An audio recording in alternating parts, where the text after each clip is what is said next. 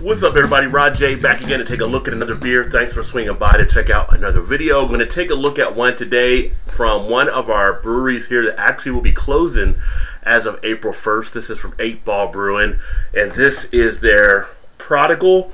Now, I actually went down because it's the last week before they close on April 1st and picked up a growler of the Prodigal. As you can see, 6.5% ABV. This is their American Pale Ale.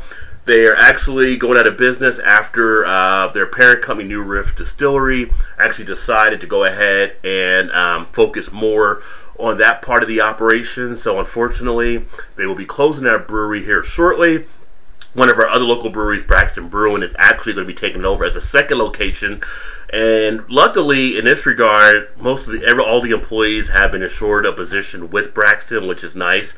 And Braxton is actually a nice up-and-coming brewery here in northern Kentucky. And with them actually taking over, hopefully things keep going well for the people that are working with the brewery that'll be switching over with them. They're going to be actually using that location for more specialized small batch type stuff. So it should get pretty interesting to see what Braxton comes up with. But Ei8ht had been around for a while. They were actually brewing out of Newport. I say Newport, well, Bellevue actually, where the party source is. So much success for the new stuff going on with Braxton. Sad to see them go along those lines. They really did put out a good line of beers in the time they were actually in business. I tried to find out how long it actually has been, but couldn't find out the details really of when they started when I was checking some of the stuff online. But for a few years they've actually been around. Prodigal is actually one of their kind of key beers that's kind of like been their namesake, and you kind of know Ei8ht through this one. And of course I love the American Pale Ale, so I'm going to go ahead and get this open and get it into a glass, and then let you know what this one's all about. Obviously it'll be one that kind of is a retired series, but I still want to go ahead and give them their due on the beer they actually created here. One of the key things, they were a fun little brewery. One of the things I liked about them was just some of the stuff they would try to do. They would do something like on Fridays where it was like free bacon Friday, and you would come down to the brewery and they'd have 20 pounds of bacon to go with whatever brews they actually had on hand. So that was always a nice thing, and who doesn't like bacon, right? So go ahead and get this baby into the snifter glass.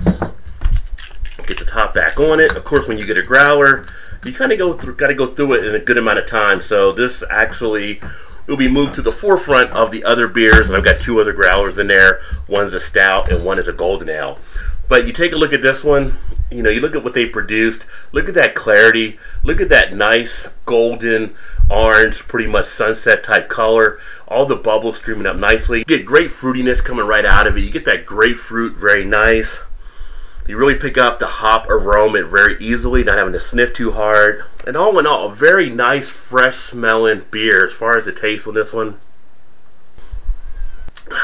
Just like I pretty much always remembered it. A nice crisp taste with it. Some nice bitterness up front, some nice bitterness on the finish, which you would expect to get on an American Pale Ale. Nice mouthfeel. Flavors get around very easily. Good medium body on this one.